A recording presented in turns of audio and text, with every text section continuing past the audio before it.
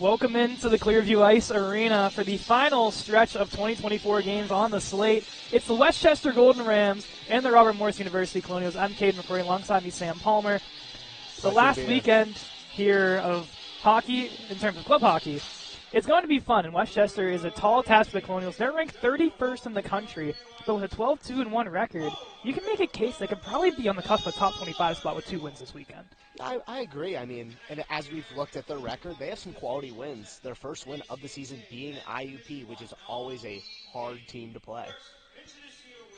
And, of course, they split with IUP. They do lose that second matchup in a shootout. You're going to take IUP to a shootout, another very hard thing to do. They also played other divisional rivals such as West Virginia and Duquesne, took care of business there. But once again, not the easiest teams to go up against. So this is a legit squad here. They played New York University last weekend, handled business. I really think if they sweep the Colonials, they have a shot at the top 25. I feel it almost be disrespectful to not put them in that top 25 at that point. At that point, they've proved themselves that they can beat pretty much anyone, no matter the challenge. As for the Colonials, a 5-game losing stretch up to this point.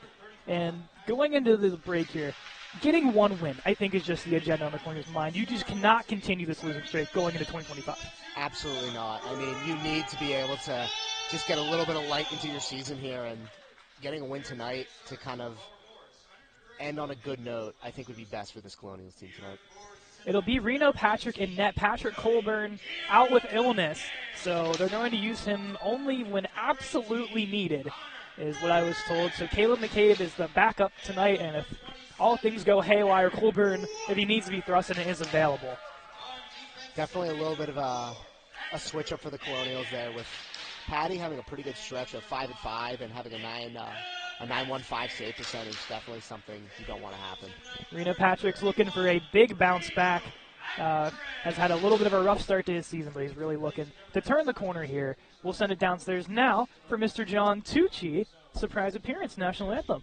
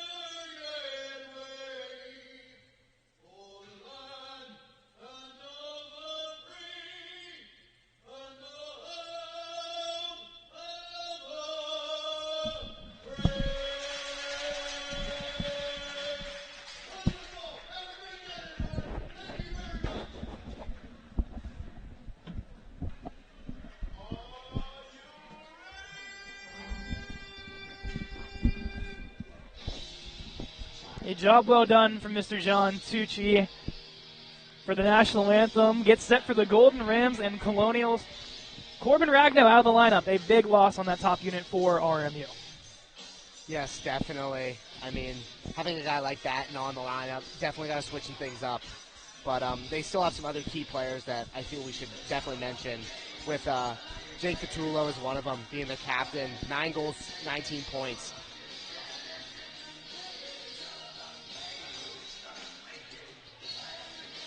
Westchester will roll with Patrick Goldschmidt. 5-0 record, a 1 goals against, a 965 save percentage, and 3 of those wins, Sam, shutouts. Shutouts. Definitely some daunting stats to hear. Puck is down. Westchester in the purple. RMU back in their grays. And here we go. Puck will be moved up ice. Walker will put this into the Westchester bench. And the first save of the game will be made by Joe Cartagano. and he's the goaltender that's on the bench for Westchester. So backup goaltenders are going to get more saves to start the matchup here. More saves than Patrick tonight so far, but we'll see how long that lasts. Off the face-off, the Golden Rams will win it back. Whacking at his Brennan Whitaker will move it up ice here for Ray Cartagiano. It'll be turned over by the Colonials. Nick Dobransky with a man draped on him will push this all the way back to Finnegan. Now up ice for Sharamonte, and the deflection goes out of play here at 19:31. Two really quick whistles to start the game. Definitely quick, but as we see, getting some quick changes, good habit to have for this game. We'll roll out the Keith Reed line. With Ragno out, Braden Martin will work his way back up into the top six with Patton and Reed, as Tyler Draper will make his place on the first line with Devin Rorick and Mike Hurst. Patton will backhand this one into the zone. This one will stay in play, and Martin will chase it down. In the corner, Zach Crane will push this out. Turned over, and all the way back is Rob Byrne. Gets bodied off the puck in the wall.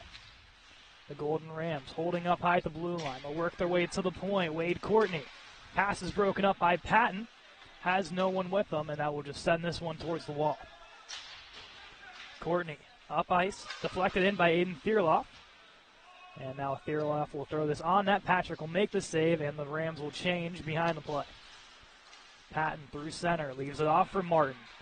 Martin going cross for Reed, and the Golden Rams defense can clear. Hodgson all the way back for Byrne. Will stutter step, move it for Patton. With a man draped on him, goes all the way back. Byrne for Martin.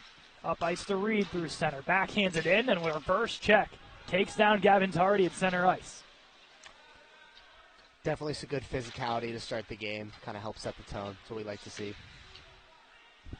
Westchester moves it up to their own blue line. Now it's center, pickpocketed by Rourke. Rourke for Hurst into the zone, has some room. Hurst puts it on. Save made by Goldschmidt. Definitely a good opportunity. Golden Rams pick it up and move it through center ice. Backhanding it into the zone. Off the stick of Will Hershey. Out comes Patrick to play for RMU. Miscommunication with Hodgson. He'll get to the puck now. Through center, he wanted Rourke ahead of his stick. Now Rourke battles into the zone, gets dragged down by Connor Kaiser. Kaiser in the corner. They'll move this one behind the net. McCormick through center, could not get the stick of Credelli, and Colonials will push it back in the Golden Rams zone. Luke Melito at center, gets around one, into the zone he comes. Hodgson there to strip it away for the Colonials, plays it around the wall for Hurst. Hurst will just chip this one towards center. Rams will play this quickly back in. Patrick behind that for Alejandro Apud. For Trevor Kohlberg. Steaming up ice. All over it is Westchester. Along the wall, Apud keeps it out of the zone. Now they'll get in. A chance towards the net. Ricochets off the back wall. To the point. Moses puts one on net. Saved by Patrick with the toe. To the point it rolls Brennan Whitaker. Holding. Shot comes in. Deflected. Patrick gets down to make the save. Good save by Patrick there. But definitely something that you got to do. Help clear that center right there. Too many guys right there, as we've seen with both of those shots. Something the D need to work on tonight. Patrick's last start came against Davenport 2 weekends ago. He lasted a period of play before Coach Joseph went back to Colburn after the team went down 4-0 at the end of the first period. So his last full game hasn't been in quite some time. The plan, of course, is to try to get him the full slate here today. Definitely what you need. Got to keep your goalie's confidence up, and I feel like for Patrick tonight, take it one period at a time. And right now, 0-0, keep on rolling. On the other rink, the women Club Colonials taking on the women Club Golden Rams on the Olympic rink. So a full slate of RMU versus Westchester. The Colonials are up 3-0 in the second period against the women Golden Rams, as that second period just got underway a couple minutes ago. Nice. You got it. That's some pretty good scheduling on RMU and the Golden Rams part right there. Makes it a lot easier just to take everybody into one swoop to RMU to play. Probably even took one bus. Save that bus money. Save that bus money. Quick icing on the Golden Rams, and it'll be all the way back here in their own zone. The Walker unit stays out. They'll match up against Thierloff. It'll be 1. And now up ice. Logan Myers gets crunched by Finnegan. Dobransky plays off the wall. Moran will hold, will dig it out himself. Looks to get it around Moses as he'll hold. At the blue line, kept alive by Aiden Thierl. Sent in by RMU. Back behind the net, Moses to pick it up. Draped around him is Walker. And now the Rams look to come up ice. They'll chip it off the wall towards center. Whitaker will get stripped of it. Walker for the clear, does not get it. Duffield to the point, Whitaker. Walks the blue line, backhand, blocked by Passanante. Chance for Whitaker, shoulder save by Patrick. Down in the corner, Byrne looks to carry. The senior from New York will just chip this into the zone as the Colonials will change. Goldschmidt will leave it off behind the net. And now up ice. Whitaker gets it to center, sends it into the zone. Out comes Patrick to play it. He'll hold it off for Byrne. Around the wall for Strutt. He's met by 2 Golden Rams. Chance in front, blocked away by Isaac. Let's see tonight, this Golden Rams team, extremely aggressive. A team that wants to get on the board early and play with the lead. They put up, I believe, 8 goals on Duquesne a while ago, so they're not afraid to pile up the points here in the non-conference games. Strutt shot, pad save by Goldschmidt, rolls to the corner. And now here come the Golden Rams up ice. It's the captain, Jake Patullo. Will chip it down into the corner and will race it himself. Along the top of the circle, an incidental collision by 2 Golden Rams leads to a Colonial partial break off the boot of Martin, and he'll have to chase it down. Martin behind the net, looking in front. Wanted to read, couldn't hit him, but Hodgson there to back it up. Now the other way, the alternate captain, Connor Kaiser, moves it up ice. The draw pass, shot coming in, will roll behind the net. Hodgson, settling, plays behind that for Patton, gets his pocket picked. Now Aiden Gaffney turning. Wrestles with Apood. Another member from each team will come in. Now Reed to pick it up behind the net. For Apood now. Patton just outside the zone will flip this one to center ice. No icing. And the Colonials will elect not to change.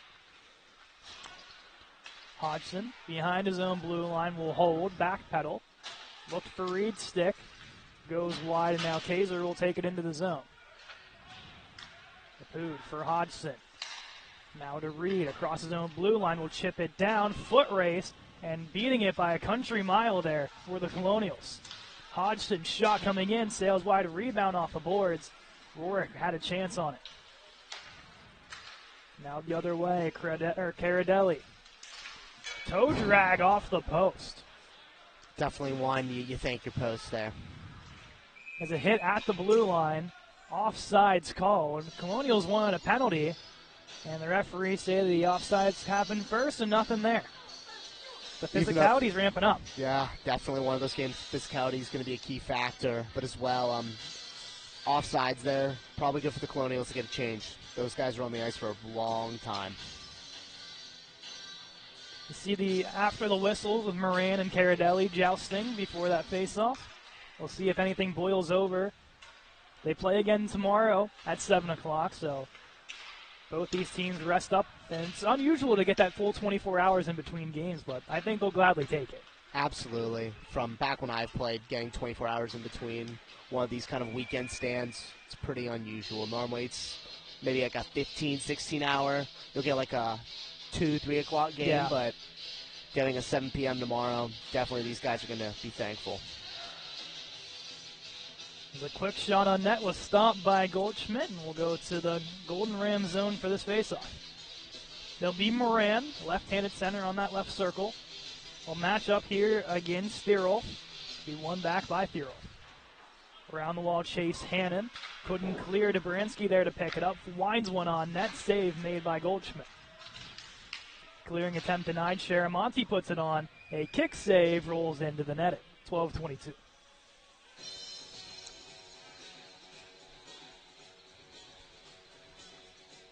Line change and top unit's going to come back on. I don't know if you saw the little note I put here under Devin Rourke.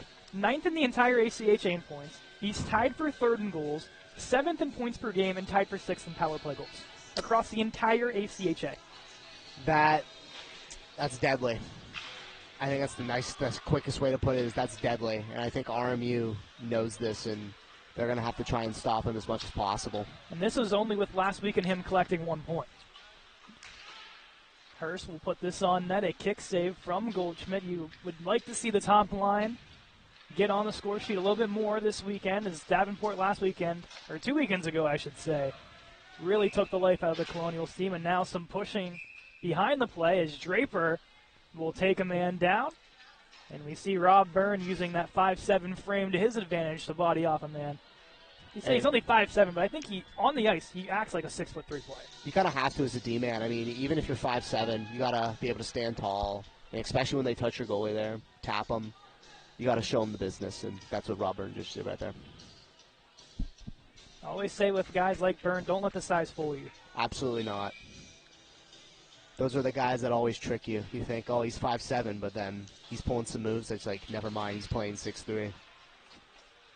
Westchester will win the face-off shot coming in, blocked away by Rourke. It rolls to the corner. It's Whitaker. He looks to dangle through a phone. Both gets around Byrne.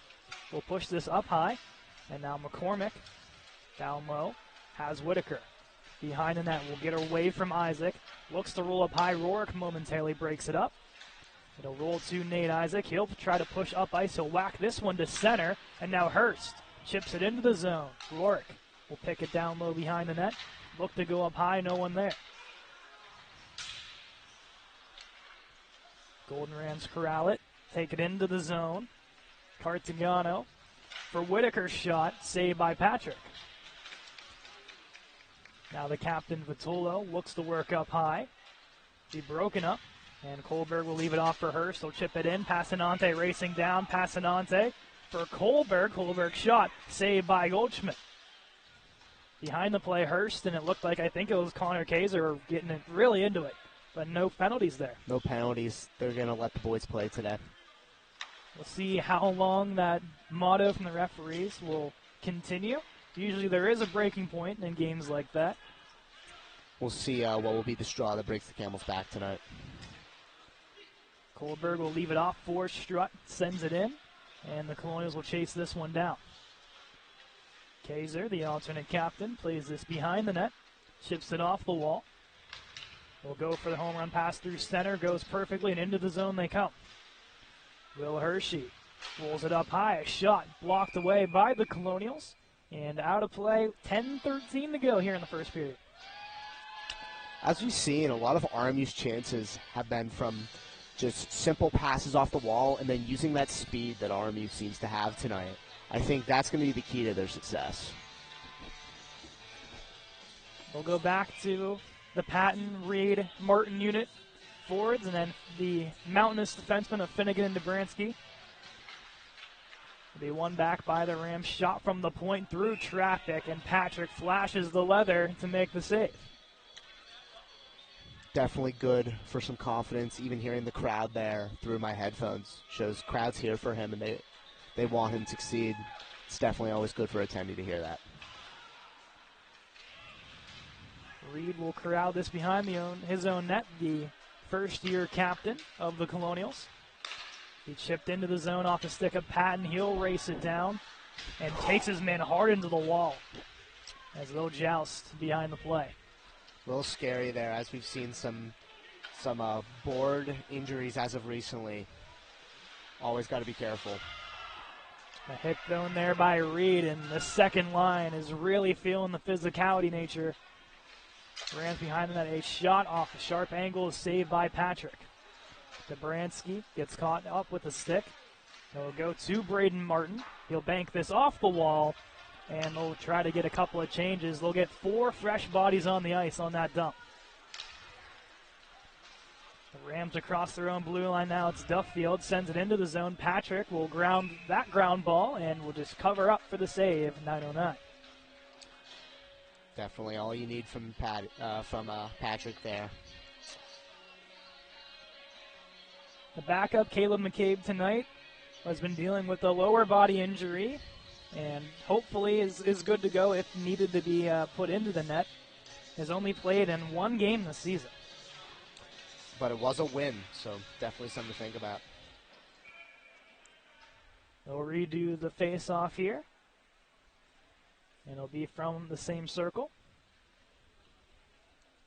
Deerwolf against Walker, a matchup we have seen a lot tonight. It's 27 versus 28. Referee's back in position. Puck is dropped, won by Westchester. Sharamonte looks to kick it out of the zone. Walker turning, will whack this one, kept alive. Deerwolf shot through traffic, and Patrick making the stick save can push that one out of play. As long as that save is made, even if the stick's out of hand, goes into the netting, his job's been complete. So, nothing wrong with that. So the right circle will go. Deerwolf wins this one back. They'll chip this one down low for the stick of Hannon. Hannon through traffic. Had a chance for Wade Courtney. And Westchester will just have to chop this one back into the zone. Chase Hannon, 13 assists this season, 0 goals. The ultimate playmaker, but not the goal scorer yet. But he's been very active on the puck. Absolutely. Byrne will pick it up behind the net, leave this for Nate Isaac. Both senior defensemen on the ice for the Colonials. Off the stick of Moran, they'll chip this one down. Enough for an icing, it will not. Not a lot of icings tonight. Refs are truly putting the whistles in the pocket. Behind that, Moran had a chance to get that one out, stripped away by Hannon. And the Golden Rams will dump, avoid the icing. Byrne circles with it. Gets his blue line forward for Rourke. Taps into the zone. He'll chase it down. Into the corner. Rourke comes out with it. Takes the sharp angle chance. Save from Goldschmidt. And the helmet pops off. Automatic whistle. We'll reset at 7:50. It's a bullet of a shot from Rourke. I was going to say, probably scared him there. Wouldn't blame him. Any defenseman or goalie, I think, would be very afraid to see 19 wind up. Yeah, I was gonna say, you when you gotta get in front of those shots, you're gonna wince a little. Off the draw, Draper will lose that one to Cartagano, and the Rams will be able to clear. Quickly thrown in by Hurst. Colonials come back on the prowl. Kaiser will clear it to center. Hodgson for Draper. Forward for Rourke, just ahead of his stick as he had to get back on sides. Cartagano goes across ice for Altimos through center. Gets bodied by Draper in the process, but gets the job done. Hodgson around the wall. Kaiser to pick it off. Dangles in. Puts it on. Save Patrick. Big save there. Again, that kind of 1-on-0 type of save. Really good confidence builder for a goalie. Hurst will tap it in, and the Colonials will get fresh troops on the ice. At center ice now. Vitolo dances into the zone, works to the outside, puts it on. Pat save, rebound, pops out, and Vitolo scores. The captain, with his 10th of the season, gets the first goal of the hockey game. It's 1-0 Golden Rams. Definitely one of those goals where they get you out of a little bit of position, and that's where they capitalize.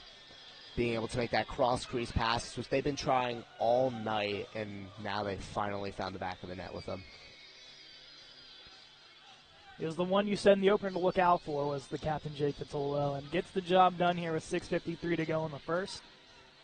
A guy that can truly prosper in any situation with power play goals in the season and lots of assists, so definitely a guy that you know he's going to make a splash whenever he plays.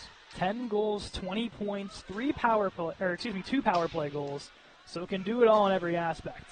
A shot from Reed there in the entry is blocked away to the point for Patton. Could not keep that in. Finnegan can send it in. Brennan Whitaker will get the lone assist on the Vitolo goal. At the wall, Martin looks to dig it out. Be cleared, knocked down by Patton. Patton into the corner, blocked away. And the Rams can sky this one into the Colonial zone. A breakaway attempt to the backhand off the post. An A-plus chance for Gavin Tardy, with the post being the best friend of the Colonials. Again, that's the second time the Golden Rams been robbed of a goal. Definitely, again, faking your posts there. Finnegan for Reed will back this all the way up to Dobransky. Pokes this off the wall for Martin, and that'll head off a Colonial on the bench. And whistle dead here at 5:47. I think that was Moran, so he'll get a save from the bench as well. There you go. Lots saves everywhere tonight. But on that opportunity, definitely as a D-man, always got to be careful when using your glove. That misses, like we see there, a 1-on-0 opportunity. It's always got to be careful when playing the puck with your hand. A warning to the right on a Colonial and Golden Ram. Face-off now ensues. It'll be sent in off the draw by Wade Courtney. Isaac looks to wrap it around the wall. That's blocked away. Walker will chop at it. And now Sharamonte with some steam up the wall can push it into the Golden Ram zone. And icing is waved off. At center, Rob Byrne will backpedal and sends it in. Caught underneath the skate of Courtney. Pushes it forward and into the zone they come. Caradelli around Byrne. Behind the net, Walker all over him. Can push it off to the corner. They push off to the point. Luke Melito. Offsides, Golden Rams. Another offsides for this team. Again, that's one where when you're just about to set up, don't want to be taking that stoppage of play. Now you got to reset. Not a good opportunity there. It's a bad puck bounce, if anything, there for Westchester. But that's how the game goes sometimes. Puck just bounces off your stick in the most inopportune time as possible. Now a chance into the zone come Westchester. Byrne will poke it off into the wall. A good play from the veteran D-man. Behind the net, Byrne for Isaac. Isaac banks it off the boards. And now icing is up and will now be waved off as Rourke races down. Behind the net, Golden Rams look to clear. They will get it out of the zone. And now a chance here for Logan Myers. Leaves it up high for Crane. Cross ice shot. Save made. To the top of the circle. Looks for a deflection. It'll bounce behind the net.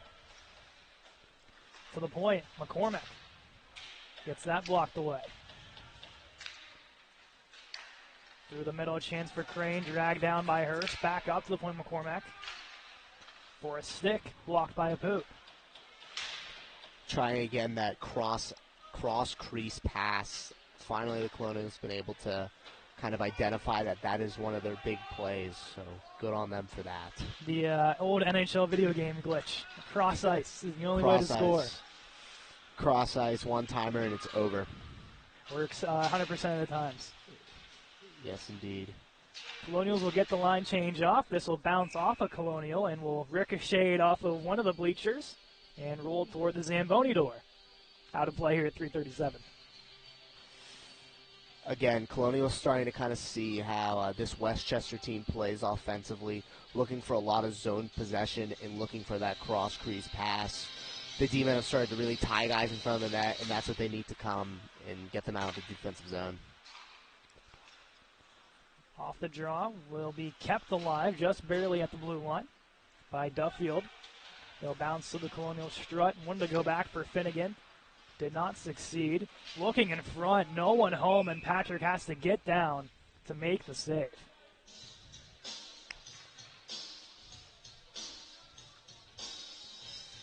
Bad bounces almost costing the Colonials in a couple areas already in this first period. Definitely. I mean, we've seen bad bounces for everyone tonight. Might be the ice. That's just sometimes how it goes. The next door ice, the Olympic ice, we see that more often than not with a bigger surface and a lot more usage on that rink than this one. Definitely. So thankfully for both of these teams, they're on this ice. But still the bounces can get you in some areas. I actually saw before this game started in the D2 matchup, in one of the corners, they had to delay the start of the game to fix a crevice in the ice in the corner. Really? I was going to say, I know we've had crevices on this ice before as well. When I played for D3 a couple years back, they'd have to get the puck and, try and flatten get the water bottle, a little bit of ice, puck, get as much as they could to make it as flat as possible, but it's difficult sometimes. Sometimes it happens mid-game, and it's not noticed till it's too late. We hope no ice problems the remainder of the game. Hopefully an ice cut can do some wonders. Cross-point pass through the middle, back to the point it rolls. Duffield will walk his way down into the zone. Look for a stick, will eventually roll 2-1, and now they'll look to set something up behind the net. Can't corral the pass. Dobransky plays it off the boards, and they'll move it up out of the zone. This will roll at center. Patton, the lone chaser, has Reed behind him. He'll take it in. Reed for Patton. Patton shot, save made by Goldschmidt. It's been a couple minutes since he's seen some action down there. Definitely, and for a goalie that has the record he has now, shots are what you need to at least, get some momentum in your direction. Finnegan with a hit and penalty coming up as he rolled up high on Luke Melito. And Westchester will head to their first power play of the game here once RMU touches the pucks as the goaltender heads up, and it's 6-on-5, and now a second penalty will come up on Sharamonte. So correction, it'll be a 5-on-3 when RMU touches, and they do. So Sharamonte for tripping, Finnegan for boarding, and a 5-on-3 power play for Westchester. A frustrating turn of events for this Colonial squad tonight. A 5-on-3 and a minute 40 left. That's putting yourself in a really tough spot. And with this team having a pretty successful power play, multiple players with lots of power play goals, it's definitely could be detrimental for the Colonials. So now Coach Joseph, as we like to call, will head to his office to meet with the officiating crew to discuss the penalties. As Sharamonte and Finnegan have some choice words. I don't think we were able to pick it up, but we could hear some choice words from them. Definitely could hear some choice words. Hopefully all of you out there do not hear that. Yeah. Not appropriate for the cast. But 5-on-3 as Westchester has a chance to expand their lead here, and if they do not do so in the next minute 30, it'll roll over into the second period. It'll be settled by Chase Hannon for the cross pass and almost buried on the back door. Definitely one that makes you shiver a little bit. Those are tough ones. A chance for D'Alessandro is broken up, and it'll roll to center ice. Into the zone comes Whitaker. He'll roll his way down the right wall, will hold up and head back to the point. Vitolo. Across to Hannon. Hannon shot, saved by Patrick. Just under a minute to go. 1:15 on the penalty. Shot coming in by Whitaker, rolls too high upstairs. Vitolo to the slot, rebound is there. Patrick gets down and it rolls in. Second and third chance that it finally beats Reno Patrick, and it will be Chase Hannon with his first of the season and the first of his career. It's 2-0. That's one where that's tough. That's a tough mental one. Knowing that you're getting bombarded in front of the net for Patrick. He's doing the best he can, making those not one, but the second save too. It's that third one that trickles in. Those are the ones that hurt. It's the hard part on a 5-on-3. Definitely a difficult situation, knowing that help is not going to be there. But for Hannon, we talked about earlier, 13 assists this season, had no goals, and commentators jinx or commentators curse, you'd say, on the RMU end. Yes. But Hannon gets his first of his career. Still on the power play here, as Moran will put this to center. And now all the way back are the Golden Rams. Now they'll work their way through center into the Colonial zone. To the outside, it's Crane. Holding onto it, will send it down low behind the net. Cartagano to the point. Duffield back to Cartagano. For Duffield, one-timer shot, pad save Patrick. 5 seconds to go in the period. Duffield through traffic, saved by Patrick, and he'll hold on with 2.8 to go and 23 seconds on the Sharamonte penalty. This is one you just finish the period, go back to the locker room, and reconvene as a team. It'll be 21 or 20 seconds, depending how this runoff rolls on the penalty clock here of power play time if Westchester cannot convert in the next 2.8 seconds. Off the draw, a shot is blocked away. Rebound is there, and no goal. No goal. Saved by the bell. That was very close. I think if we go frame by frame, Myers might have beat it. It felt like the exact same time it was in. When it went in, we heard a bell. So I don't know. We heard the horn there. The Colonials are going to get the benefit of the doubt, but at Westchester at least will head to the locker room up 2-0 and 20 seconds of power play time, but probably milliseconds away of making a 3-0 lead. Definitely. Again, what I've mentioned multiple times this game is that cross crease pass that Westchester has seen a lot of success tonight with. We would have seen a goal there from it, and we see another one from it. So knowing this, I think the Colonials need to kind of adjust their form of defense here and be able to adjust to make sure that cross-crease pass at least doesn't get through every time. It seems every single time it's getting through. And hopefully they can figure it out, and they'll have 20 seconds of PK time to hopefully kill off at the start of the period. Jake Fatullo got it started with his 10th of the season, and then a power play goal moments ago from Chase Hannon, the first of his career. 15-minute timer has begun. We'll be back for the second period of Westchester and RMU just after this.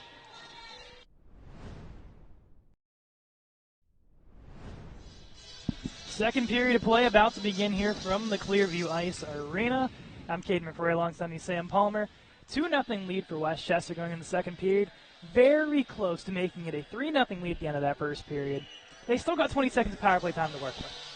I mean, 20 seconds, that's a lot of time in hockey terms. You can do a lot with 20 seconds there. I mean, if Westchester's able to set up like they have been able to in the offensive zone, they could get something working. But hopefully RMU, they took their time in the locker room and were able to kind of recuperate and as well kind of are able to enact a plan for this period to kind of get back into this game.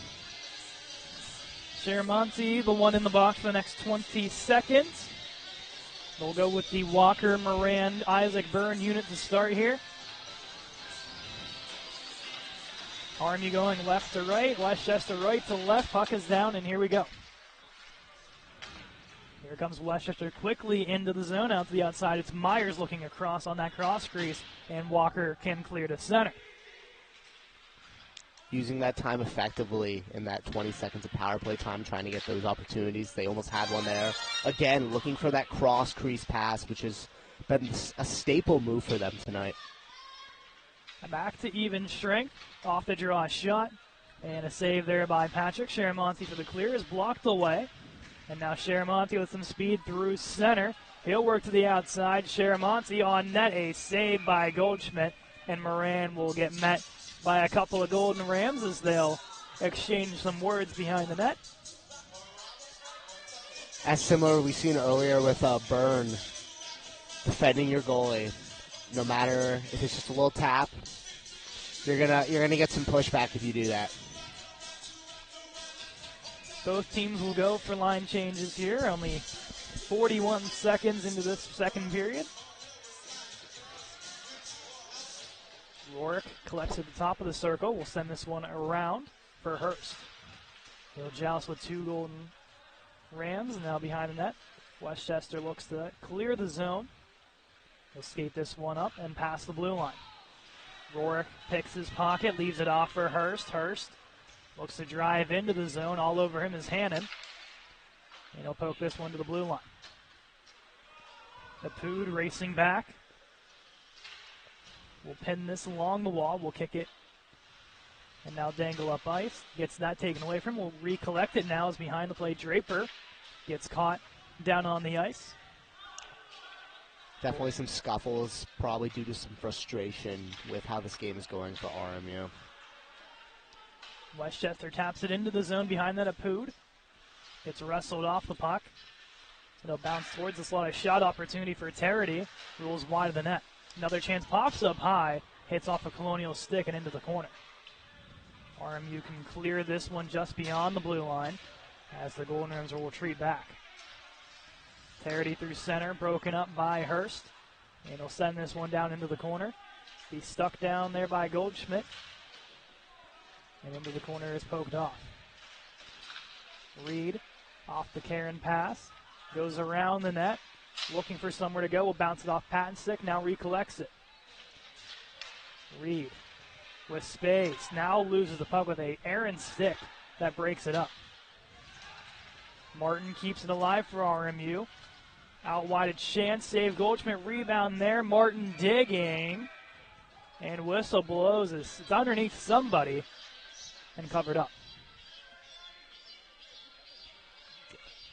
I think it was underneath Martin. I think it was. Just a little bit of chaos in front of the net there. Hard to tell from our angle up here. Last I checked on the other rink, it was 4-1 RMU in the D2 Women's Club Hockey action over there.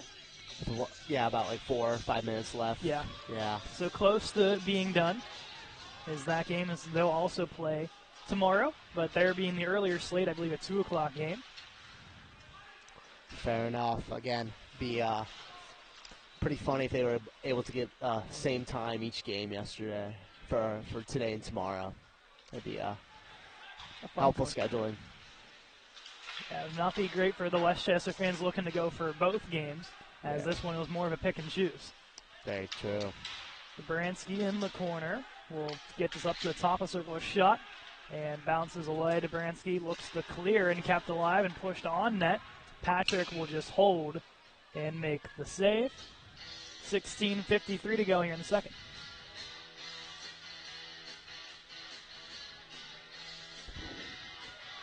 Is now 5-1 with 1:28 to go in the third period for the RMU D2 Colonials. Good win for them. All but wraps things up over on that ice surface, as this one still with more than half a game to be played. Lots of time on the clock over on this end of the stadium. Or this end of the rink, I should say. RMU miscue in the defensive zone. A tap forward rolls wide of the net. A A-plus chance there for Aiden Thierolf. Isaac for Rourke. Goes cross ice for Hurst. And icing will be waved off as this will roll on net. And Draper takes a jab at Kaiser. And will draw a small crowd towards his area. Definitely got to be a little bit careful with that little bump there. Depending on the moods of everyone, that can cause a ruckus, to say the least. But obviously, nothing too much right now. Draper, the veteran, in his 6th stint with the Colonials, having that master's degree helping him out to stay on the eligible side of things. This one seemingly should be his last season with RMU, but who knows? Could be more in the works. You never know. No, some people will come back you don't expect, and maybe a 7th season is in the purview. Somehow store more eligibility for number 17 in gray.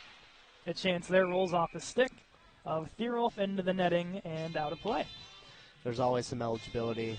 Brandon Luff being a great example in D3 hockey, playing for many years and could have played even this year, but decided this year wouldn't have been a 6th. It would have been his 6th, yes. Like I said, eligibility, it just kind of falls into some people's lap. So where the extra degrees come into play, might as well continue playing hockey as long as you can and continue your education while you're at it. And as Patrick will make the quick save there. Rourke for Draper. Now to Hurst. Hurst into the zone. Will tap it down behind the net. Draper to chase it. It'll roll to Moses. Up ice. Thierolf. Through center now. Back to Thierolf. Across for Crane. Looking for some space. Byrne breaks that up. A bouncing puck. Diving is Thierolf. And Patrick makes the save. Hurst settles. Goes cross ice. Could not hit Rourke. Onsides is RMU. It's Byrne. Byrne puts it on. Save made by Goldschmidt. Off the boards, Passanante. Up high to Hirsch, just out of his reach. Has some reinforcement in Hodgson. As he'll poke this one to stay alive. D to D behind the net go the Golden Rams. Now through center. Hodgson there. Quickly up to Passanante. For Kohlberg. Kohlberg looked for the forehand shot. That rolls off of his stick. And now here comes Westchester. Looking to go through the middle, broken up. The shot comes in. Pad save there by Patrick. Apood for Kohlberg. And they'll force it out of the zone. Apood goes D-to-D with Hodgson. Quickly up ice for Passanante. And now Westchester retreats in their own end. Hannon lost it, but continues up ice. Gives it off for a chance. Dangling into the zone is Cartagano. Behind the net, Hannon. Look to go all the way back upstairs. No one home. And Westchester will have to retreat at center.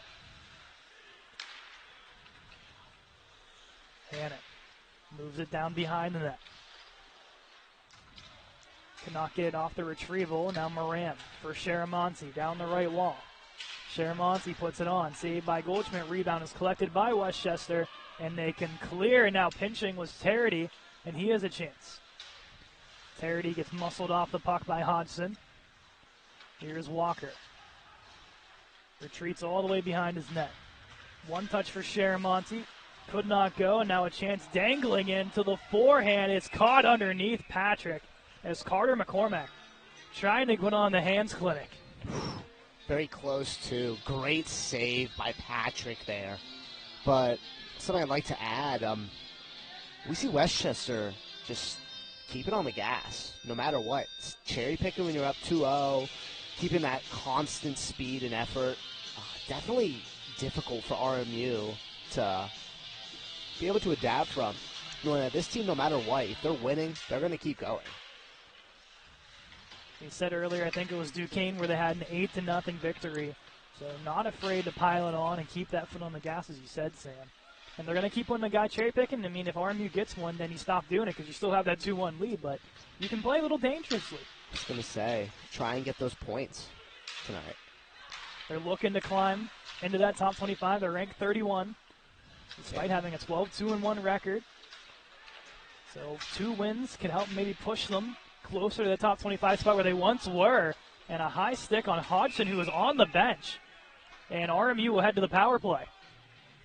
As just a flying stick caught in an off-going Hodgson. I was going to say. The power play is going to get the work. This is a great opportunity for RMU to really kind of settle in again and see if they can make this a closer game and be able to kind of even this up. If they are able to get one here, this can help really turn the tide. It'll be Gavin Terity to sit for high stick, rough, however you want to word it. The power play will go Rourke and Hurst up high. Draper is always parked in front of the net, as well as Moran, with Reed taking the draw. Here is Rourke. Will walk this one down the wall. Look to go behind the net to the point for Hurst. Keeps it alive at the blue line. Out wide for Reed. Goes behind the net. We'll get it back. Reed walking in. Shot. Save there by Goldschmidt. We'll push it off behind the net where Moran was waiting. Around the wall, it's Rourke. Rourke getting away from one. Goes to Hurst. Pass is broken up. And now a 2-on-1 chance. But Whitaker had a little trouble with it. Now we'll get it across for D'Alessandro. D'Alessandro's shot. And Patrick will save and get the whistle here with 1:21 to go on the penalty.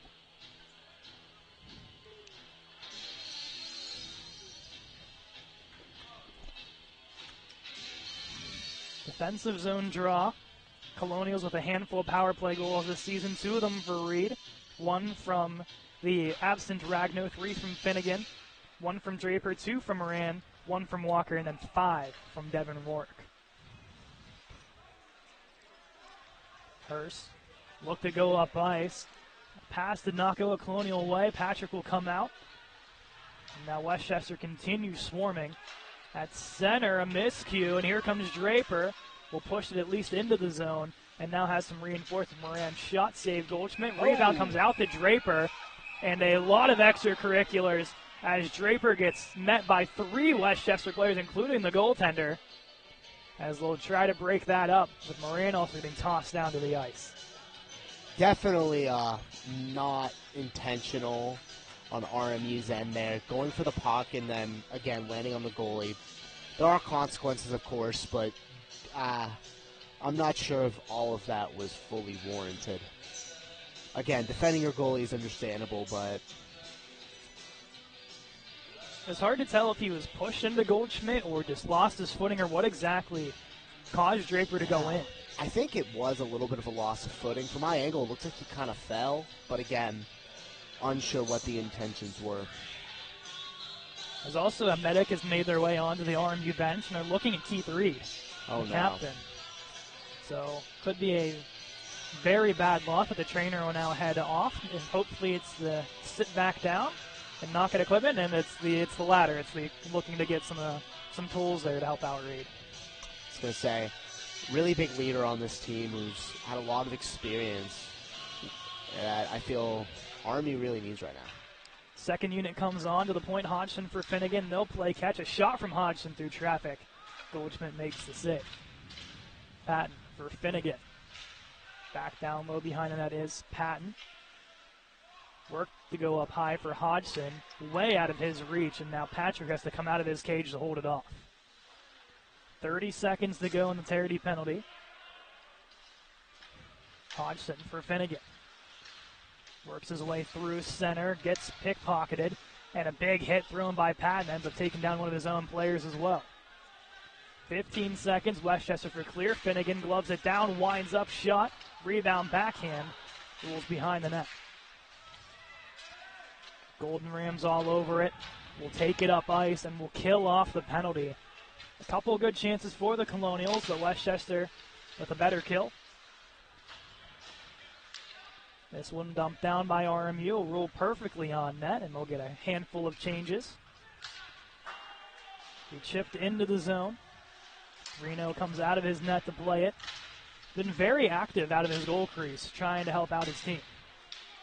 Definitely not a bad idea for Attendee to do. Can help really set up some plays, make things go a little bit quicker instead of letting the D go and collect the puck. So I do like how Reno is playing tonight. Draper looked for Hurst through the middle. Could not hit his stick. Rourke will battle in the corner, gets tripped up, and RMU will head back to the power play. As Aiden Thierolf will head to the box. And the power play will get their second look and pretty much back-to-back attempts. Definitely a good opportunity again to try and make this game a little bit closer. Even though it's 2-0, you still got to get that first one in the net. And with how this goalie looks, 5-0, 9.65 save percentage, I feel like you just got to at least put one on to say know where you are. So getting an opportunity here is definitely a good idea. Goldschmidt last year was 2-1 with a 3.08 goals against and a 9.11 save percentage, so a couple more games in his pocket this year. Being the possible starter is him and Chad Zimmerman, pretty much splitting contest to this point. We'll wonder if Zimmerman gets the start tomorrow. It'll be the other rookie, Joe Cartagano.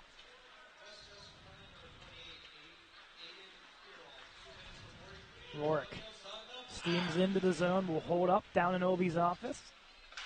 Look to go up high, settled by Hurst. Across for Reed for the one-timer, just couldn't get all of it. Moran with a block, keeps it in the zone. Reed at the half circle. Looks for a pass, ends up rolling off of a speaker.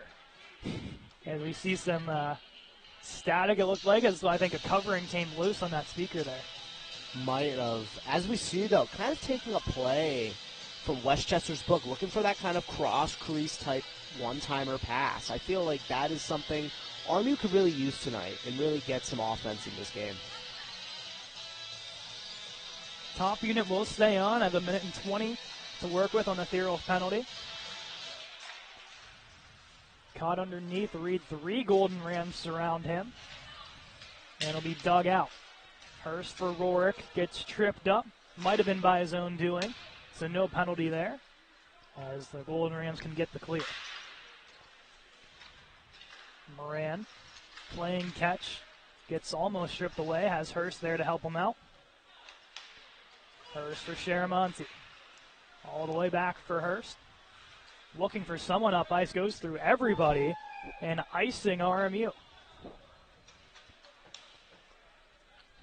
Definitely need to take your time with this power play, not try to rust too much. I feel RMU should have kind of slowed down a little bit, try and get something going. Again, you're on the power play, you're at an advantage. So really try to set something up and go into the zone with kind of a plan. And I think RMU, once they do that, you're going to start seeing some results. Second unit on, 35 seconds to go on that penalty. Finnegan laying the body, could not get it out as Luke Melito just going to kill some clock behind the net. Wrestled with Walker. Will pin him against the wall. Finnegan comes out with it. 4-4 Connor Moran. Moran down the left wall, takes the shot. Out comes Goldschmidt, flashes the leather. 17 seconds to go on the penalty.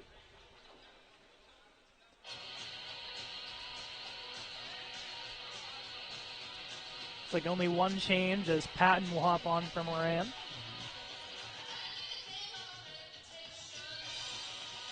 Walker on the draw. Be won back by Westchester for the clear. Rolls off the top of the boards. No one expected that bounce. And now with 8 seconds, RMU needs a Hail Mary if they want one on the power play. Hodgson dangles through center for Walker. For Hodgson, out of the box comes Spirel as the penalty expires. Behind the net, Walker laying the body, gets it across for Patton. Look for the point, Hodgson could not keep it alive as the referee felt some contact there between a collision. Sharamonte in his defensive zone will wrap it around the boards. Looking for the upstairs Patton. Now Westchester looking to set up. Moses takes a shot through traffic, ricochets over Patrick. Duffield at the point for Moses. Shot off a boot, rolls into the corner. Colonials corral it and can push out of the zone. Walker dangles his way in. Will put it behind the net. And Westchester with a quick pass up ice. Whitaker for Hershey. Back for Whitaker. Whitaker's shot and stopped by Patrick. Had some traffic in front of his net, but makes the save. Again, trying to get some momentum here for RMU. I think it's been our biggest struggle tonight. Not being able to get a lot of, I'd say, high-quality chances, besides a couple on the power play here and there. I think that's been RMU's biggest issue. Had 2 good looks on the power play. I mean, you have 2 chances to go up 5-on-4 and only get a couple of shots off. So it could have been a very big turning point. You saw with Westchester's power play at the end of the first to get that 2-0 lead. What it could have been a 3-0 lead if you really want to dissect that film frame by frame. It really, I think, could have been. It could have been, definitely. The chance in front was loose. Byrne gets it out momentarily. And now in the corner, Whitaker will pin it against the wall. He'll wrestle with Kohlberg as they look to push along the wall. Golden Rams still holding on to possession. They went for the draw pass. Isaac to clear. Could not get it out. A loose puck is met by Travis Strutt, and he'll poke this one out of the zone as he gets lined up by a Golden Ram. Passanante will chip it in. Will chase it down himself. D-to-D behind the net. We approach 6 minutes to go here in the second period. Still 2-0 in favor of the men in purple. Whitaker the first back to it. Whitaker looks through center, has the pass he wants, and they'll chase it down into the zone. Out comes Patrick to play it. And he'll ricochet this around the boards. Almost too many men. Has great awareness from Thierolf to get off the ice. I was going to say, wonder if Patrick saw that and wanted to take an opportunity there. If so, great game sense. Byrne off the scrum, will come out with it. Gets it stripped away. A chance in front. Patrick gets down to make the save with 5:33 here in the second period. Still a lot of time in this period, but definitely need to get some momentum, get some drive for this RMU squad tonight. Some good sportsmanship as Goldschmidt saw a stick in his crease and said, "I don't want it," and threw it toward the Colonial bench as Goldberg will come out to corral that. I'm sure you want that piece of lumber back if it's not broken. Very true. Sticks are expensive these days. In the corner, be corralled by Westchester. They'll go across, and they look to backpedal. Rourke all over him. Here's Myers to the point. For Courtney, he'll chip it into the corner. Draper muscles a man down to the ice. Very physical here tonight, as he's been all season long. Draper for Rourke, steaming into the zone. Looking for Draper, has Hurst coming down with him, and trips up Myers as he went knee first in that wall, and he's in a lot of pain. And now that's a Colonial down. I think that's Hurst. So Hurst is in a lot of discomfort. I didn't see what exactly happened with him, but you saw the knee of Myers stick out in that wall. Yes. Again, reminding me of what happened with St. Vincent here, with knees going into the boards. Really dangerous situation. As Reed is actually going to make his way up to the hat trick club, he has his skate off. So you wonder if it's a skate issue or something with his foot possibly. And we see Myers on his feet. Getting up. Yeah. That's what we need to see. Only one medic, so you wonder how they want to split this up between Myers and Hurst. Yeah. But good to see both get off on their own doing. Definitely what we want to see, knowing that no further action will hopefully need to be taken. 4:49 here in the second. Still up top 2-0 is Westchester. Martin shot through traffic, goes off the boards. The clearing attempt, Martin will read it. Gets that taken off his stick now. Caradelli down the right wall, will wrap this behind the net. And all the way around this will roll. Back is Courtney, and gets muscled by Patton, and penalty coming up. As Patton got high on Courtney, and another Golden Ram down as they'll tend to him. That same spot might have been a little bit from behind too. Again, this is a show of frustration for the Colonials, knowing that this is not the time to be taking those penalties. Hearing it in the box as well, hearing some frustration, proving my point. Yeah, in that scenario, just can't ride up on a guy like that. No, puck's out of the way. You're behind him a little bit too. Right in front of the ref. 9 times out of 10, that hand's going to go up. Even with how frustrating the situation might be, you need to be able to have some poise and control yourself in this setting. Wade Courtney's to the bench.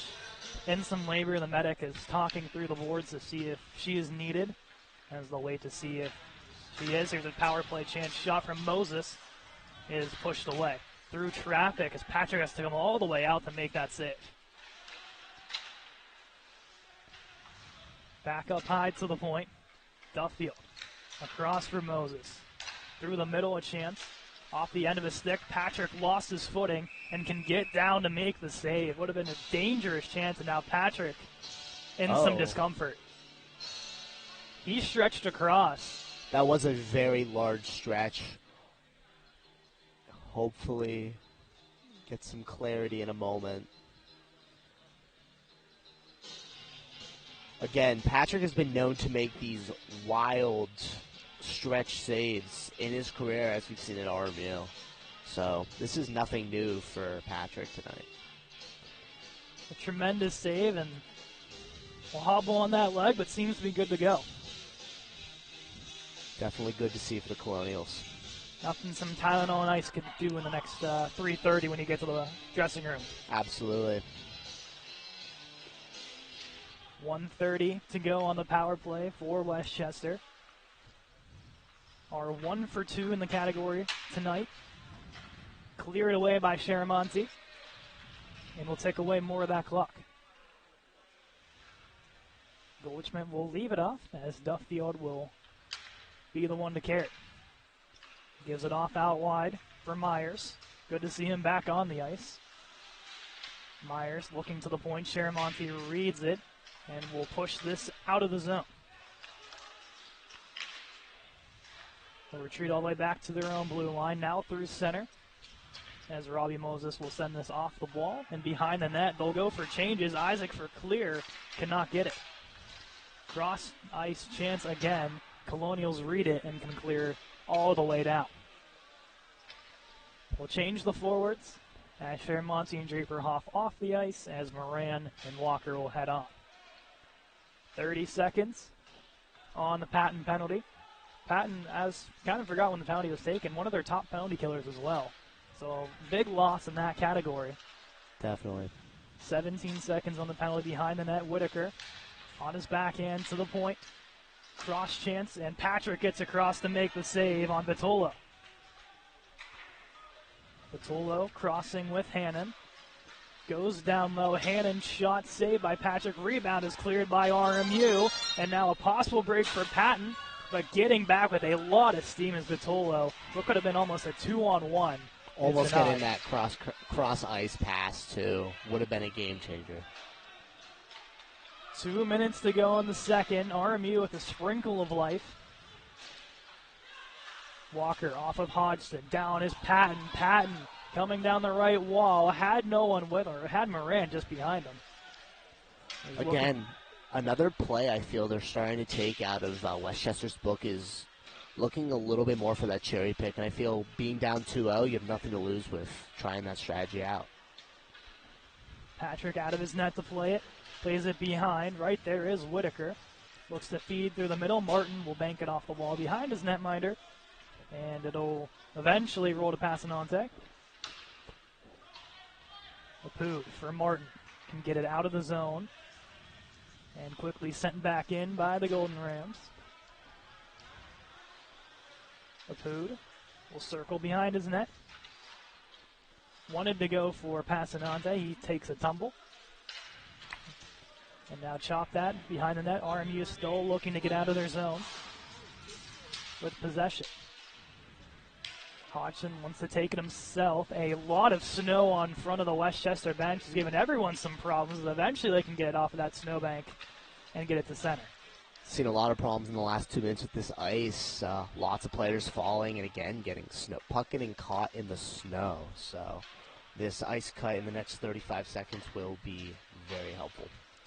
I don't think I've seen a snowbank that built up in front of a bench. It's been a while since I've seen one that big. Off the bench comes a Golden Ram. Will come into the zone. Drop pass shot blocked by Hodgson. Clears, and now Hurst on a breakaway. Hurst with speed on his forehand puts it 5-hole and stopped by Goldschmidt is crashing into the net. Comes Rorick, and now Rorick gets in a scuffle as the referee in to break it up as Rorick, even without a helmet, and pinned against the wall here. Connor Kaiser did not like Rourke coming that close to his goaltender. Again, we've seen this multiple times today where defending your goalie is their priority, and you could see that emotion coming out right when that goalie came down with the puck, and you see the opposition right on your tendy. See what our refs will do here with this. You at least have Kaiser and Rourke heading to the box for something. For something, maybe like a roughing, that would be my guess. Is it coincidentals or coincidentals? Is it, Are we getting something more due to a potential fight? But again, we'll see on that. I don't know more about a fight. They're going to continue jousting. Arguing. Yes. As two highly respected members of their team exchanging words. No penalties have been put on the board yet, but it is going to be 4-on-4. 4-on-4. Again, we won't get too much of it in this period, but we'll see if RMU can make some magic happen here.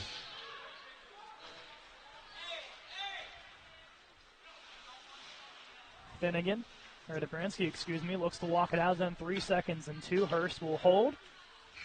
And that'll do it as Vitolo tried to square up on him and make a man miss, but no one bites as they'll head out of the penalty box as they'll continue to talk. Argue. As you even heard the PA guy from, I don't know if you heard over the our microphone, Sobocinski say, hey, stop talking. You're going to get another one.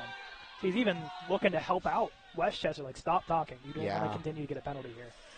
Again, I think a little bit of the frustration from RMU is starting to kind of infect this Westchester team a little bit, talking. Even though when you're up 2-0, this is the time to keep calm and just kind of keep that lead. And I think RMU's trying to really sort of mess with that mojo. See an issue with the door over here. As a Poot eventually will get it open, but get it open. The RMU fans are not happy. We're giving it to the Westchester players coming off the ice. Yeah. And the referees are definitely going to have to keep an eye on this moving forward. There's a lot of boiling over. We said in the first there's a chance to see it boil over, and I don't think we think it got, this bad. Yeah, there's a lot of pent-up frustration here, and I think we're going to see a lot of it unleashed next period. So the refs are going to have to be at the top of their game to keep this game under control.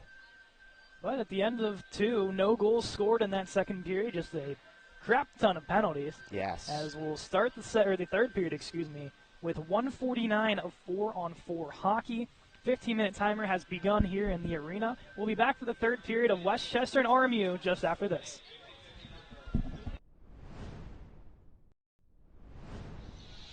Third period of play between the Westchester Golden Rams and the RMU Colonials. I'm Caden McCrory, alongside me Sam Palmer. Westchester up 2-0 after 2. It'll be a minute 49 of 4-on-4 hockey. At the end of that period, you saw some tensions boiling over. You saw Rorick's helmet get ripped off after he crashed the net, and a lot of words being exchanged. You just really wonder how this third period is going to start out. Certainly, a lot of frustration between both teams, surprisingly, but a lot from RMU. This is a game that, being down 2-0, not getting a lot of chances, it's gonna cause some tension on the ice, and we're seeing that with penalties being taken, words being exchanged, like you've mentioned. So we'll see how this period plays out. Could be a little bit chippier. These two teams meet again tomorrow at 7. So the bad blood can boil over to tomorrow as well, and maybe possibly even worse. We've seen it in many circumstances where the first game may be a little more even-tempered and the second goes absolutely haywire, and sometimes vice versa. Everything gets thrown out in one game, the second everyone's tired and says, you know what, let's just play. Very true. You've seen that probably plenty of times. Plenty of times with D3. You'll have a game where you have a doubleheader, and first game, things get a little chippy, and the second game is, for lack of a better term, chaos. Great save by Reno right there.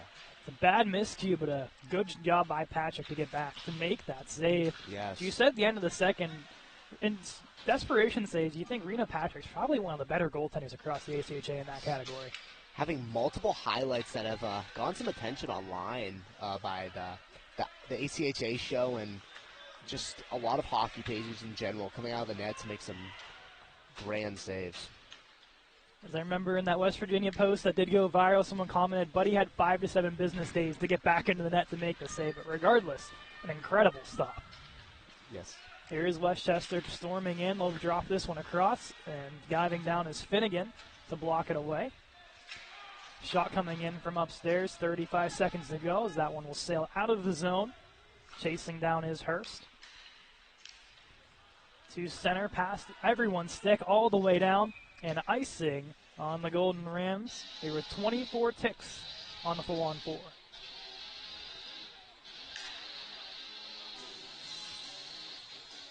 It'll be at the right face-off circle. Here to the left of Patrick Goldschmidt. Has been perfect so far, and has been perfect most of the season. 3 of his 5 wins have been shutouts, and the goals against is evenly at 1. Patton, down low for Martin. Martin takes us behind the net, looking for somewhere to go. Elects the shot, and a save from Goldschmidt. Patton comes flying in with a check, takes a man down. The Golden Rams take it through center. They were offsides. I'm not sure if he touched that. The referee says he does, and they'll whistle it dead. A lot of offsides we've seen today, especially from this Rams squad. Just something to kind of take note of, that sometimes they jump the gun a little bit on what they want to do, and kind of helps it kind of is in the favor of RMU tonight. Back to even strength as both Rourke and Kaiser step out of the box. You'd almost think on that offsides call that hurt RMU more than it did Westchester because they had a break going the other way. That's true. But can sometimes help RMU kind of settle back in and get in the right position depending on the situation. Hurst will pick this one off just beyond center. Will float this toward the benches where Rourke will pick it up. Wanted to go back, and miscommunication with Nate Isaac. Off for Rob Byrne. He'll send this one in. Goldschmidt out of his net to play it for Kenny Duffield. Off the boards. Chance developing a possible 3-on-2. Looks to dangle into zone and shut down by the Colonials defense. Rourke the other way, one-on-one, elects the shot. Goes upstairs, doesn't miss by much. Caught underneath a Golden Ram. It'll pop out to Hurst behind the net. With his stick tied up for Walker. Walker settling, and that one goes wide of the net. Goldschmidt came way out of his net to challenge. Definitely a missed opportunity for Walker there. Great chance to at least get one on the board. Walker for a shot from Hodgson, deflects off a Golden Ram and wide of the net. Sharamonte looks to go down low. Rams defense waiting. Walker momentarily strips it away. The Rams will force this to center ice. Into the zone comes D'Alessandro. Wants to go behind the net. Apud there waiting. Hungry shift by the Colonials this time around. See a lot more physicality and as well really fight for that puck. Something this third line has done well all season long is continue to move their feet and not be afraid to get physical. Definitely a great quality for a third line. It's been a line that's been together for almost a year and a half now. It was momentarily put together at the start of last season, now has been in full effect and hasn't changed since. Kohlberg will play this behind the net. Passanante, fresh off the bench, will race it down. Provide some pressure. The Golden Rams can bank this off the boards and bar down on the ceiling above us. Yes. Depending on where you are in this rink, sometimes you look and it's like, oh, that's a little bit closer than I thought it was. So a little bit of a surprise for the Rams. For us up in our little booth, you're probably one and a half Nick Dobranskis away from reaching that bar. Probably about 10, 11 feet. About that, yeah. I think that's a good estimate right there. Icing on Westchester with the aforementioned Nick Dobranski, the one racing it down. Standing about 6'4" is number 5 in gray. One of the most impactful freshmen on this roster. I talked to Coach Joseph a couple weeks ago, and he says you wouldn't think he's a freshman by the way he looks and the way he plays. I mean, I'm watching him, and it's hard for me to believe he's a freshman. It feels like he's settled into the ACHA really successfully. Draper with a slash to the boot of Moses, and you'd think that would be a clear as day, but the referees put the whistle away. I was going to say, looking like Superman in air there. Surprised there was no call. Referees maybe thought a little bit of a dive could have been in effect as well. Again, yeah, you're right. Pass Vitolo, and now a break. It's Rourke, offsides. Very close, but the linesman makes the call as Hurst had Rourke with about 50 feet of space to work with. Really unfortunate for the Colonials. Could have been an opportunity for a very big break the Colonials have been due for. So having it squandered by an offsides is really, really not helpful. I'm trying to pull up to see if that call is correct or not. Sometimes we can get a better look. Well, yeah, he was offsides. I think about a nice half-foot offsides there. Yeah, half-foot offsides. Good call from the ref there. Patton will throw this the length of the ice. Just barely misses the stick of the netminder Goldschmidt for that icing. Again, there are some players that can master that skill of being able to get it out of the zone and avoid the icing by putting it on the goalie. Tough skill to learn, but if you're able to master it, a very, very useful one. Defensive zone draw. Finnegan for Rourke. Rourke caught along the wall for Finnegan now. as RMU looking to get the full change. Get a little mixture of lines 1 and 2 on the ice. Clearing attempt denied at the blue line by Crane. Crane's shot blocked by rebound, pops out and denied there on Thierolf. A little scuffle there in the corner as we see this game is starting. You're starting to see a little bit more chippiness around. Hurst getting around all the defenders, puts it on. Saved by Goldschmidt. Something he's done a lot is go to the top of that blue paint to challenge the shooters, and has done perfection in that category. Yeah, aggressive goalie in that sense, but it makes it a little bit more difficult for the player coming down, knowing they're not going to have as much room as they would like. So, really good decision-making by the Tendy tonight. Walker with a little bit of a too clean of a win. And it goes a Westchester bounce as they look to dangle into the zone. Out comes Patrick to play it off to the boards. RMU can't clear, as now Byrne will get back to it. Plays this behind the net, where Moran caught along the wall. Back for Nate Isaac. Around for Sharamonte. Will backhand this off the boards and send this into the Westchester zone. Will Hershey gets bodied off the puck, has some reinforcements. They'll get it the length of the ice. And Patrick out of his net again to play it. Isaac back for Byrne. Pass broken up. To the point, shot deflected. Rebound is there. And a bad bounce for RMU is corralled in the back door by Dom D'Alessandro, his 6th of the season. 3-0 Westchester. Unfortunate bounces like that. As a goalie and as a player, there's really not too much you can do. Sometimes those bounces land on, of course, the opposing team's stick, and it happens to go in. You got to take it with a little bit of a grain of salt and just kind of keep playing. There's still 13:26 on the clock, so a lot of time to try and get some momentum. Probably hit 2 or 3 sticks before ending up on D'Alessandro, who had a wide open net. As you said, not much as a goaltender to predict that puck's going to bounce in that direction. Definitely. One stick, you can sometimes get it. 2 or 3, truly a gamble. Westchester up 3-0. D'Alessandro is 6th of the season. Weirdly enough, we had 2 number changes before the game started, and it was Chase Hannon, who sometimes wears 11 to 10, and then D'Alessandro, who was listed as 1 to 18. 2 of those guys have goals tonight. Of course, switching it up for us, keeping us on our toes. The Ocho website usually bats decently, but of course these guys have probably worn that number the entire season, and we just have no clue. Of course. But to us, that's a number change. Yes. Tarity and Kaiser will get the backhand assist on that goal.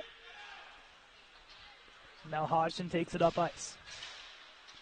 Look to split the defense, gets dragged down as him and a Golden Ram. Holding him down. Oh. And now the helmet pops off of Robbie Moses. So they have to whistle it dead. And I don't think either penalties will be called. I don't believe so. No. All Hodgson really did there, he gets taken down to the ice trying to split the defense and just hugged and just held on. Just held on, and again, helmet popped off. I was going to say no real rule about that, but again, it looks like they were looking for a call. You take a hold both ways. I mean, does that count if you're holding each other down? Hold, interference? I don't know, but with how inconsistent some of the calls have been tonight, it's truly a gamble if that's going to get called or not. The first period was kind of quiet. The third has been relatively quiet so far, and the second was where we saw most of the penalties take place. Yes. Does it matter maybe just being a close game to keep the whistles away until something blatantly obvious happens? Which is probably the game plan going into tonight until the second period happened. Yeah, we saw a lot of action in the second period where the whistle did need to come out and it was justifiable. Westchester looking to expand the lead with pressure. Shot coming in through traffic. Patrick makes the pad stop, and Rorick is headed, it looks like, to the dressing room in a lot of discomfort. And that is one player that the Colonials do not want to see head towards that dressing room right now. Absolutely not. With his stats of 17 goals, 28 points on the year, a player like that is a game changer, and not having him on the ice is detrimental. Dobransky will take it up ice. Works this to the outside and into the zone he rolls. Dobransky towards the net and will be tossed out of the zone. Here's Patton. Will bank it off the wall, and the Colonials will go chasing. Patton will pick it off just beyond the blue line, has to wait for his teammates, and now can send it in. Also, one player I've not seen who went to the dressing room in the mid-second period is Keith Reed. Again, losing that leadership position, definitely a major loss for the Colonials. So seemingly, I don't see Reed on the bench. You're down your captain and your top goal scorer in this third period. You're not in a comfortable position, to say the least. Certainly, Caden. And I mean, this team has faced a lot of adversity with injury in general. I think that's important to mention with sickness and just injury. I mean, with Patty out with sickness and Matt Purdue being injured a lot of this year, those are some key guys that would be really helpful to have. A big save there from Reno Patrick on the back door. Also, Corbin Ragno had hurt in the first game of the season. Missed a large portion, came back, and now back on the shelf here this weekend, seemingly out both games. So you wonder how the Colonial lineup looks tomorrow, if they allow Rorick and Reed to continue or get them the rest before the big charity game on January 10th against Mercyhurst. Absolutely. That's a game I know a lot of these D1 guys really look forward to. So depending on what their status is, we will see if they are here tomorrow to play. Hodgson laying the hit. This puck will circle out of the zone, and the Rams will play this all the way back. Moses chips up ice from Melito on net. Patrick comes out and will make the save here. 9:24 to go in the third.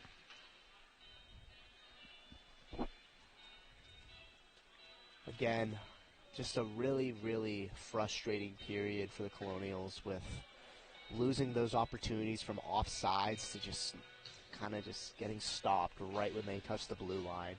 Hopefully they can get some more chances to just even just get in the zone and get some offense. Just looked up in the area where the locker room is. Keith Reed is in full suit, so his night is over. And that will be a big loss here without the captain. Absolutely. Down in the offensive zone here for RMU. Hurst gloves it down, looks to go for Draper. That pass is broken up. And now Westchester will chip it into the zone. In comes Hodgson and lays the boom. And catching a corner piece of that boards was an unsuspecting Joey Cardelli, but seems to be okay. And now in front of the Westchester bench, Hurst is jousting away here with Kenny Duffield. And now some reinforcements will come in. And a scrum in front of that Golden Rams bench as Draper gets dragged down to the ice. And now everyone has to join in. Hodgson getting a couple of mitts in there. And now the Westchester bench throwing some gloves into the faces as they try to separate. A lot of bodies getting pushed around in front of the Golden Rams bench. This is the frustration coming out. It was the straw that broke the camel's back here tonight. And for the Colonials, with a game tomorrow, this is a night you're almost just going to want to finish now.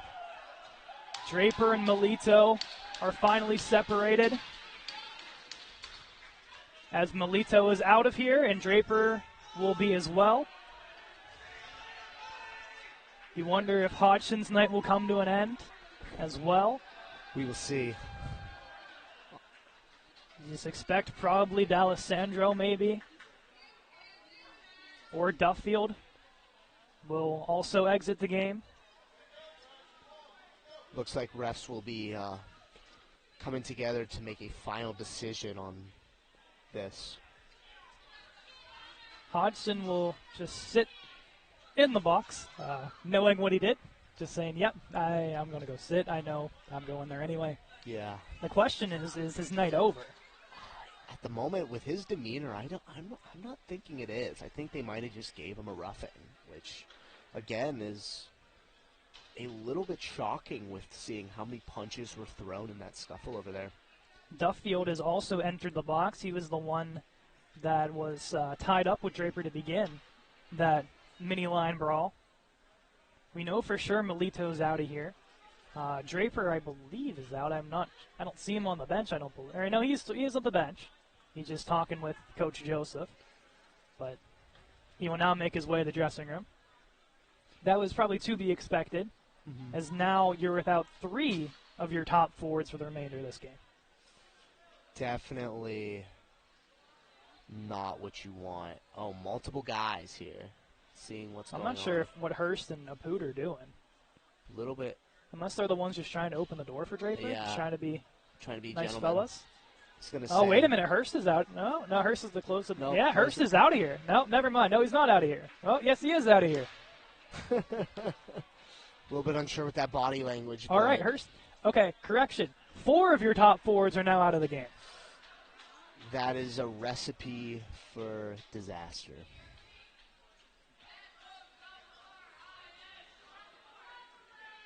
So RMU now down to 8 forwards and 5 defensemen, with Hodgson being in the box. With those kind of numbers, Caden, you and I could get a call any minute to go suit up. And I haven't skated like that since I was 6, so I'm going to be a little rusty if I have to go down there. I mean, it's like riding a bike. It comes back pretty quick. I've done very soft skating where I almost fell on my behind down at the PPG Ice Tree in the city. Great spot to go at this time of year. But you never know with the limited amount of skaters we have tonight. You'd think, looking at the bench here, that RMU came into the game with only a handful of guys, but injuries and ejections, you're looking at 7, 8 guys on that bench right now? Yeah, definitely a change of pace from what we started with. So coincidentals on everybody. It'll stay 5-on-5.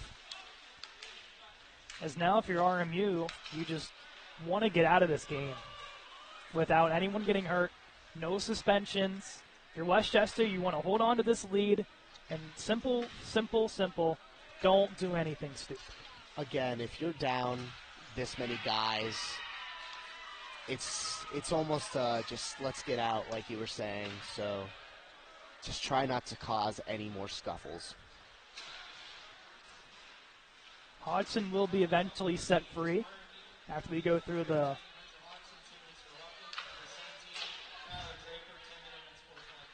So just 10 minutes on sportsmanlike on Draver.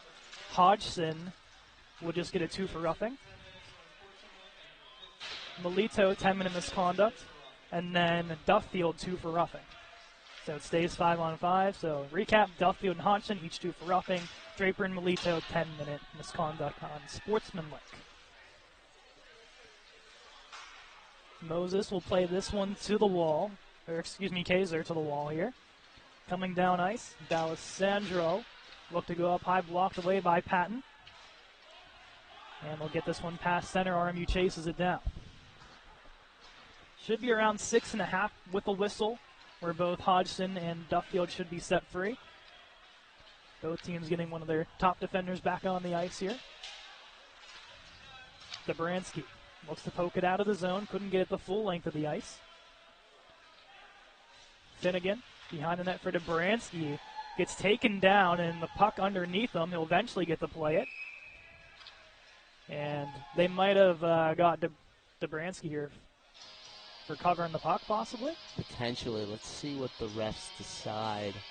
Again, that corner has been a big issue tonight, I've noticed. Lots of falls going into the boards, which is a little concerning, knowing some history here with the boards as of recently. Seen a couple bodies go down. You saw Dobransky there tumble. There's that knee incident earlier with one of the Westchester players. That shot comes on net. Patrick with the stop. You also see Alejandro Apud. It's kind of the Swiss Army knife of this team. He can play forward and D. Now with the lack of forwards, he's now playing up there. Also with Hurst, you just think he wanted his night to be over? Or there's no penalty given to Hurst. Really, really odd there, but again, Alejandro, he is the Swiss Army knife of this team. And I hear he's just a team-first type of guy in general. When you talk to him, he's kind soul who is there for the team whenever they need him. So when Coach Joseph told him that was happening, he probably took it as a sign for opportunity. Looking for his first goal in seemingly forever, and now Apud, speak of the devil, will have some words with Robbie Moses. And are they taking both of them? Unsure.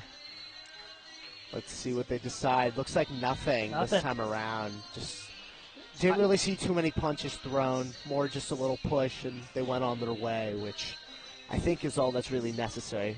Well, actually, someone is going to head to the box, and I think it's Zach Crane for an interference call. An opportunity for the Colonials here to try and put one up here. Something they've desperately needed since period 1. We've been kind of talking like this game is over, Sam, but there's still 6:30 to go. I know, but we still got to get some momentum here. This game is not over, but this is your opportunity to really try and at least put a dent on this lead. Upstairs, I just saw all three of Rourke, Hurst, and Draper out in street clothes. So officially all their nights have come to an end. Walker, looking for room, takes the shot with some traffic. That spills over. Hodgson winds up, looks for the redeflection. Walker's chance denied as Goldschmidt squares up to make the save. Goalie that's had not the most shots tonight, but when he's needed to save, he's made some pretty good ones. And again, throughout the season, 9.65, average of 1 goal against. He's been able to do this multiple times. The second power play unit stays on, or I should say the first, seemingly that 4 of the 5 first power play guys are no longer in the game. Yeah, having to sort of adjust that is definitely a switcher for the Colonials. Sharamonte comes in with a monstrous check. Puck will have to exit the zone, though. Patton across for Finnegan, and penalty coming up. They got Walker. They say. Walker. Walker for a trip, caught underneath the skates, and we'll have 1 minute and 1 second of some 4-on-4 hockey, something we've seen a lot of in this game. Yeah, been a common trend. Again, a chippy third period, which was to be expected with the score of this game at the moment. A lot of frustration in the room. Said already without Ragno, now without Draper, Reed, Rourke, Hurst. With injuries to Purdue, Colburn not in the game, Patrick has stood up to the challenge, and they really needed him today. Regardless of the outcome of this game, this has been a big bounce back for 31 and Gray. Absolutely. Truly putting it all out there every single time the puck's in the zone, as we've seen. Hodgson on the entry, wanted Martin, or Strutt, excuse me. Pass broken up, and now a 2-on-1 the other way. Thierloff shot and saved by Patrick. And a flying Colonial, and Strutt takes off Patrick's net. 5 minutes to go here in period 3. And 1 minute and 30 to go on RMU's penalty, 31 seconds on Westchester.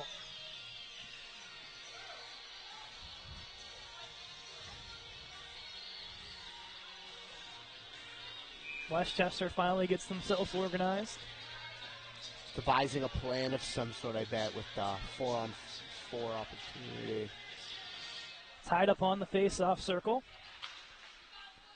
Finnegan will corral it, take it behind the net. Looks to chip it out, kept alive at the point. And now off a bounce off the side end. Hodgson around the boards for Martin. Back for Finnegan. Caught in his skates, they'll look to dig it out.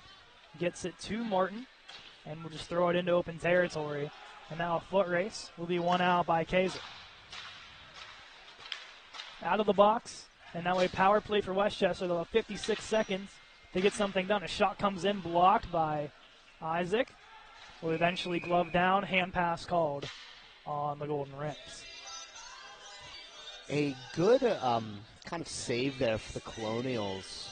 Get that hand pass, get a nice change. Again, with the limited amount of guys they have, quick changes and quick shifts in general are going to have to be the move for the rest of this game.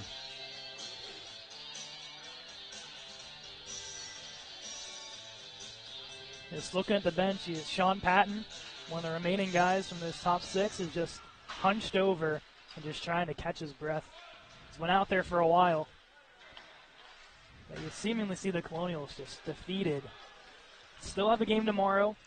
All in the wise words of Penguins head coach Mike Sullivan, everyone will be a game-time decision, it probably seems. Absolutely. Shot comes in from the far circle. This will ricochet around the wall and all the way down for Westchester to recollect.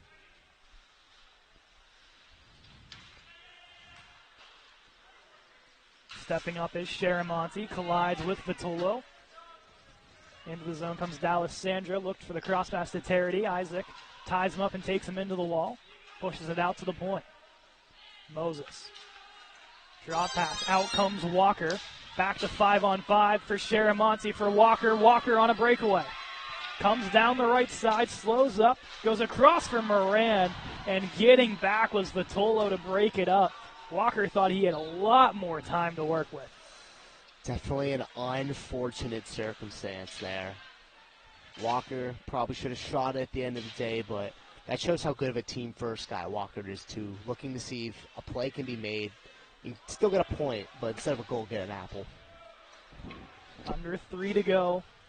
3-0 lead for Westchester. You wonder if Coach Joseph is going to be extra aggressive and want to take out Reno Patrick, as that shot will go off of Kohlberg's midsection, and he'll throw that puck back in. Had a little bit of some discomfort for a moment there. Probably a little bit of a surprise. I don't know, Sam, what do you think? You think you want to challenge, pull your goalie, make it 6-on-5? At this point in the game, I can understand the argument for it. With you being down by 3, you just need to get something going, because a lot of things tonight have not really worked for the Colonials. They'll get shots, but they're not always the most quality. And when they try to get a quality shot, it seems there's always something that's in the way. So at this point in the game, I can understand if Coach Joseph decides to take a chance and take Reno out for the rest of the game. Hand pass on Westchester. So it'll be a face-off on the right circle here to the left of Goldschmidt. Looking for his 4th shutout of the season. He'll bank it off the wall, get it to center ice. A quick one-touch pass. Here comes Stierloff into the zone. Looks for the backdrop pass to Crane. And here come the Colonials the other way. Apood, stretch pass. Patton has an edge, puts it on, and Goldschmidt makes the save. Again, with these opportunities, stretching it out, trying to get those passes, but just Goldschmidt playing a great game tonight, not letting anything in, and he's done this multiple times this season with 3 shutouts, and has proven he can do this.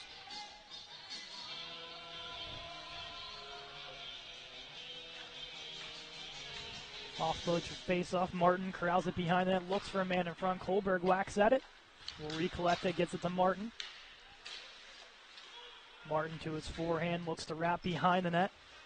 Will pull up on his backhand, plays it toward the wall for Kohlberg. To the point, Hodgson looks for a deflection, rolls off into the corner. Finnegan off a stick, now corralled behind the net by Altimos. Kohlberg there to break it up. Kohlberg gets his pocket picked, and this will roll to center. And Finnegan will hold on to it. Over to Hodgson. Whiffs on the first attempt, now caught underneath some skates. They'll look to dig it out. 2 members of each side. Kaiser will take it all the way back. Now recollects off the pass from Gaffney. RMU pushes it back to center, 1:23 to go. Shot from Whitaker, saved by Patrick. He gets down to make the save, and 1:18 to go. Patrick looked like he was shaking that blocker hand for a second. Seems to be all right. He might have even got a little bit of a whack there, so I can understand that.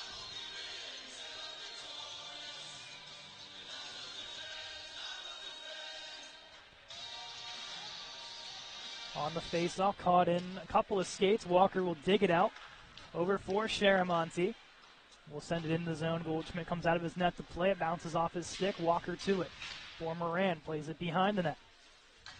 Sharamonte looking to dig it out. Westchester just trying to chew the clock as much as possible here to help their netminder. Moses will dump this down. Burn waits. Taps it to Moran. Back for Walker. To Moran again on the entry. Chips it off the wall. Westchester will corral it now, take it behind their own net. And with some speed, past their blue line.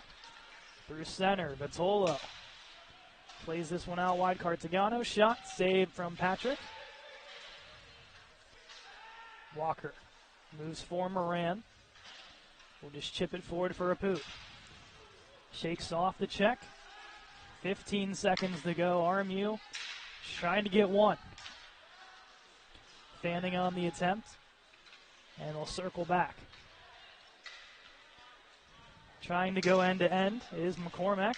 Colonials will surround him as Whitaker shot at the whistle. Moran doesn't like it, and they'll meet Apud trying to get his teammate away. And Westchester comes out with a 3-0 victory over the Colonials. A very chippy game.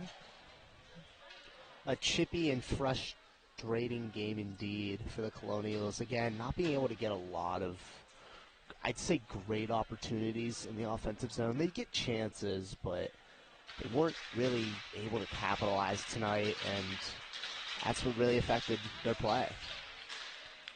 But, of course, we'll see the status tomorrow of Rourke and Hurst as well as Reed, the 3 injuries that left the game. Draper should be good to play tomorrow. I don't think suspension will be handed down, but you never know the way these things work. Absolutely.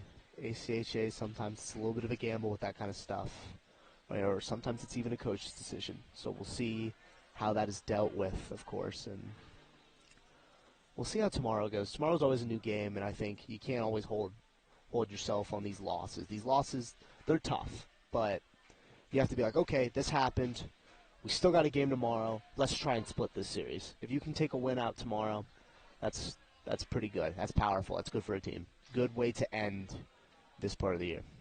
Not sure on the commentary stance for tomorrow of who's calling either of the D2 Westchester versus RMU game and the D1 RMU Westchester game. That might be no commentary, but there's going to be at least a live stream to my knowledge. So at least you can come back to watch these two battle it out again. Hopefully a better outcome for the RMU fans is now 6 straight losses for the Colonials. Again, I feel frustration is the word to describe this team right now, because they're going to go in that locker room and be like, that's 6 we just dropped. And for rankings, that's going to really, really bite them. So knowing that, they're going to try tomorrow to just break this streak and just get back on the horse. End the semester well, and of course, we'll make the plug as we always do with RMU's Charity Night on January 10th as they host Mercyhurst, the 3rd year with the Ronald McDonald House Charities.